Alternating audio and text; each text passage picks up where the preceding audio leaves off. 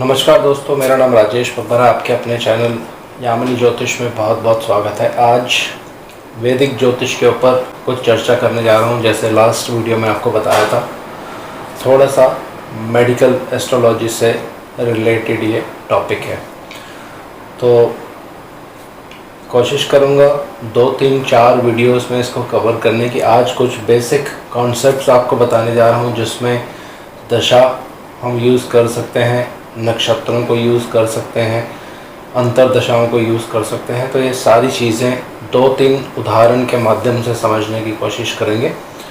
तो वीडियो आरंभ करने से पहले सबका बहुत बहुत धन्यवाद जो लोग मेरा चैनल सब्सक्राइब कर रहे हैं, और आशा करता हूँ सब कुशल मंगल होंगे। भगवान गणेश जी से और भगवान शनिदेव से आराधना करूँगा सबके घर में सुख और शांति बनाए रखें। तो आइए वीडियो आरंभ करते हैं। तो आज का जो टॉपिक है कुछ थोड़ा सा डिफरेंट है। नाड़ी ज्योतिष की इसमें कोई भी टेक्निक्स नहीं है, सिर्फ वैदिक ज्योतिष की ही इसमें टेक्निक्स हैं। तो बेसिक कुछ कॉन्सेप्ट्स होते हैं वैदिक में। अगर ये चीज़ें आपको सीखने आ जाती हैं तो बहुत सी प्रेडिक्शंस, एक्यूरेट प्रेडिक्शंस आप कर सकते हैं। उदाहरण मैं आपको बताता हूँ। ये कुंडली के 12 भाव हैं। 12 भावों को काल पुरुष की कुंडली के हिसाब से बॉडी के हर अंग में, यानी शरीर के हर अंग में बांटा गया है। हालांकि इसमें बहुत सी चीज़ें होती हैं, लेकिन बेसिक मैं आपको यहाँ बता देता हूँ। ये लगन होता है तो ये हमारा सर जो होता है, ब्रेन जिसको आप कह सकते हैं, उसको दर्शाता है। दूसरा घर राइट आई को दर्शाता है और बोलने को दर्शाता है, और भी इसमें बहुत चीज़ें होती हैं, गले को दर्शाता है। तीसरा जो भाव होता है ये आपके कंधों को दर्शाता है, हाथों को दर्शाता है, और आपके राइट कान को भी दर्शाता है। चौथा भाव जो होता है ये चेस्ट का एरिया है। 5वां भाव ये स्टमक का एरिया होता है। उससे रिलेटेड जो भी इसके अंदर बहुत सारी चीज़ें आती हैं, ये डिटेल्स में जब और वीडियोस बनाऊंगा उसमें और चर्चा करेंगे। छठा भाव जो होता है ये लोअर एब्डोमेन का होता है। 7वां भाव जो होता है ये प्राइवेट पार्ट्स का होता है। लेडीज़ की कुंडली में यूट्रस होता है। अष्टम भाव जो होता है ये रेक्टम को इंडिकेट करता है। 9वां भाव जो होता है आपके जांघों को इंडिकेट करता है। 10वां भाव घुटनों को। 11वां भाव घुटनों और पैरों के बीच में, जिसको पिंडलियां कहते हैं शायद हिंदी में, उसको इंडिकेट करता है। 12वां भाव लेफ़्ट आई आपके पैर और इन सब चीज़ों को इंडिकेट करता है। यानी 12वां भाव जो होगा लेफ़्ट आई और आपके पैरों को इंडिकेट करता है दोस्तों। तो अलग अलग भावों के अलग अलग कारक ग्रह भी होते हैं। आने वाली वीडियोस में चर्चा करेंगे, लेकिन आज एक छोटे तरीके से आपको बताने की कोशिश करता हूं कि कब आप इवेंट पकड़ सकते हैं। उदाहरण, मान लीजिए किसी की कुंडली में सूर्य देव लगन से दूसरे भाव में है। ये हमारा लग्न है। यहाँ पे किसी भी तरह से कोई भी नाड़ी के रूल्स नहीं है। मैं फिर से यहाँ आपको बता देता हूँ, टोटली ये वीडियो वैदिक ज्योतिष पर आधारित है। तो जब ऐसी सिचुएशन जातक के जीवन में बनती है, यानी लगन से दूसरे भाव में सूर्य देव रहते हैं और सूर्य देव या पीड़ित अवस्था में अगर होंगे, शत्रु राशि में होंगे या किसी पाप ग्रहों द्वारा दृष्ट होंगे, तो आपकी आँखों में यानी राइट आई में प्रॉब्लम होना शुरू हो जाएगा। लेकिन जब आपका जन्म होता है तो ये योग तो सदा कुंडली में रहने वाला है, तो हमेशा आपको राइट आई में प्रॉब्लम नहीं होगा। इसको देखने की कुछ विधियां होती हैं, उनमें से कुछ विधियां यहाँ डिस्कस करने की कोशिश करते हैं। पहला, जब सूर्य देव की दशा आपको चलेगी और सूर्य देव अगर कुंडली में पीड़ित हैं, तो दशा के बिल्कुल आरंभ में ही आपको ये चीज़ देखने को मिलेगी। तो पहली चीज़, जब सूर्य देव की दशा आपको चलेगी वहाँ पे ये परिणाम आपको देखने को मिलेगा। दूसरा, अगर सूर्यदेव कुंडली में बली हैं, मान लीजिए मेष राशि में है या अपने किसी घर में ही बैठे हैं, 5 नंबर में ही बैठे हैं, तो इस तरह की प्रॉब्लम आपको बहुत कम दिखाई देगी। फिर ये प्रॉब्लम कब आएगी? जब सूर्यदेव पर किसी नेगेटिव प्लैनेट का प्रभाव पड़ रहा हो और उनकी महादशा आपको लग जाए या उनकी अंतर्दशा चल पड़े, तब आपको आँखों में प्रॉब्लम हो सकती है। सूर्य देव किसी ग्रह के साथ युति करके बैठे हों उसी भाव में, उस ग्रह की अगर अंतर्दशा या महादशा लग जाए, तब आपको प्रॉब्लम हो सकता है आँखों में। या सूर्य देव अगर किसी शत्रु ग्रह के नक्षत्र में है, उस ग्रह की जब दशा चल जाती है तो आपको पीड़ा की पीड़ा जो है वो आँखों में महसूस होगी। और कुंडली में चंद्रमा जहाँ भी आपके विराजमान होंगे, जब गोचर में चंद्रमा से दूसरे भाव में सूर्य देव आएंगे, कुछ समय के लिए आपको पर्टिकुलर एक टाइम पीरियड होता है, उसमें आपको आँखों में प्रॉब्लम्स की परेशानियाँ जो है वो देखने को सामने आ सकती हैं दोस्तों। तो ये एक छोटा सा एग्जाम्पल है।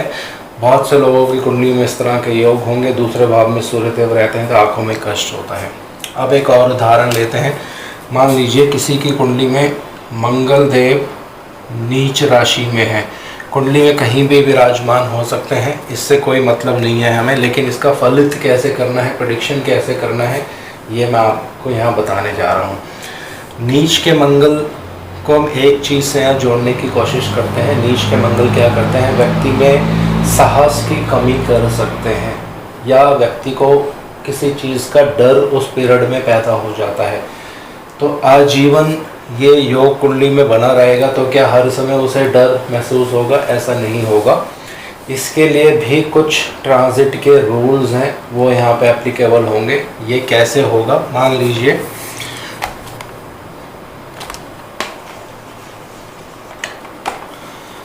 अगर चंद्रमा आपकी कुंडली में कहीं पे भी आते हैं और उससे तीसरे भाव में जब मंगल देव आ जाएंगे, तब आपको ये चीज़ महसूस होनी शुरू होगी कि इस पर्टिकुलर पीरियड में आपको किसी तरह का डर महसूस हो रहा है या आपके साहस में कमी आ जाती है। रूल मैंने आपको बता दिया, मंगल देव कुंडली में नीच के होने चाहिए और चंद्रमा से जब तीसरे घर में गोचर करेंगे और इस समय में अगर मंगल देव भी नीच के हो जाए, भाग्यवश अगर मंगल देव भी उस समय नीच के हो जाते हैं चंद्रमा से तीसरे घर में, तो ये इवेंट 100% आप कह सकते हैं उस पीरियड में व्यक्ति को डर लगेगा, किसी चीज़ का उसको भय रहेगा, उसके साहस में कमी हो जाएगी। लेकिन ये जो कमी है, जब तक मंगल देव यहाँ रहेंगे तब तक ही आपको महसूस होने वाली है, उसके बाद ये किसी भी तरह से दिक्कत आपको महसूस नहीं होगी। तो बहुत सी कुंडलियों पे मैंने इनको अप्लाई किया हुआ है। अब एक और उदाहरण लेते हैं। मान लीजिए किसी की कुंडली में लगन कुंडली से या ये हमारा लगन है, अगर लगन कुंडली से तीसरे भाव में बुध देव रहते हैं, तो जब तीसरे भाव में कुंडली में बुध देव रहते हैं दोस्तों, तो ये व्यक्ति को एक कमज़ोर दिल का व्यक्ति बना देंगे, एक डरपोक व्यक्ति बना देते हैं। ये बुध देव की खासियत होती है जब वो तीसरे भाव में रहते हैं। राशियाँ भी इसमें मैं नहीं ले रहा हूँ, जस्ट जनरल चीज़ें समझने के लिए हम ये स्टडी कर रहे हैं। लेकिन आजीवन इसका प्रभाव उस पर नहीं रहता है। ये योग कब एक्टिव होगा, जब गोचर में चंद्रमा से तीसरे भाव में बुध आ जाते हैं। उस पर्टिकुलर पीरियड के लिए यानी 25-30 दिनों के अंदर अंदर उसमें भी कुछ डिग्रीज का रोल होता है, तो उस समय में आपको ये चीज़ महसूस होगी, किसी चीज़ से आपको डर लगने लगेगा या व्यक्ति उस पीरियड में बहुत ज़्यादा डरपोक बन जाता है। तो ये योग तभी एक्टिव होगा जब चंद्रमा से तीसरे भाव में बुधदेव गोचर करेंगे और कुंडली में भी अगर आपके लगन से तीसरे भाव में बुधदेव हैं, तो उस पर्टिकुलर पीरियड में आप कह सकते हैं कि ऐसी इवेंट जन्म लेती है दोस्तों। देखिए बुधदेव जब आप इसका गोचर करेंगे तो काफ़ी समय बाद घूम के फिर से वो चंद्रमा में थर्ड हाउस में आएंगे, लेकिन हर बार ये इवेंट एक ही जैसा नहीं होगा। उसमें फिर जब दूसरे ग्रह उस पर दृष्टि डालेंगे, हो सकता है जब लगन चंद्रमा से तीसरे घर में बुध हों, उन पे किसी शुभ ग्रह का प्रभाव पड़ जाए, तो उस केस में फिर ये चीज़ आप नहीं बोलेंगे। लेकिन अगर अशुभ ग्रहों का प्रभाव पड़ता है, चंद्रमा से तीसरे घर में बुध हैं और पाप प्रभाव पड़ रहा होता है, तो आप उस समय में वो इवेंट प्रिडिक्ट कर सकते हैं। इसी तरह से एक और इसमें अभी मैंने शनिदेव और राहुदेव वगैरह का कोई भी गोचर नहीं लिया है, ये आने वाली वीडियोस में लेंगे। अगर आपके चौथे भाव पे, ये जो होता है चौथा भाव होता है, यहाँ पर मंगल देव या राहु देव का, मंगल देव और राहु देव दोनों का ही अगर पाप प्रभाव रहता है, मंगल देव भी एक शत्रु राशि में हो, राहु देव भी एक शत्रु राशि में हो, दोनों की यहाँ युति हो रही हो, तो चौथा भाव क्या होता है, ये आपके चेस्ट वाले पार्ट को इंडिकेट करता है, यानी जो आपका चेस्ट वाले पार्ट को इंडिकेट करता है। तो एज अ रिज़ल्ट आपको क्या होगा, कभी ना कभी आपको जीवन में आपके चेस्ट में पेन हो सकती है या वहाँ पे कोई इशू हो सकता है, लेकिन ये इशू कब होगा ये बहुत महत्व रखता है। तो ये बताता है गोचर।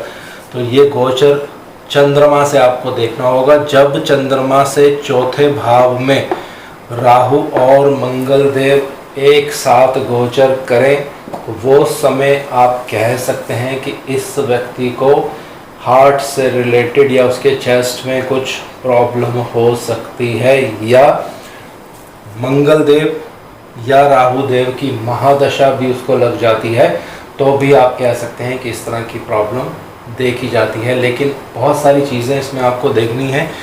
ये मंगल देव और राहु देव किसी भी तरह से शुभ प्रभाव में नहीं होने चाहिए, ये चीज़ आपको हमेशा हमेशा ध्यान रखनी है।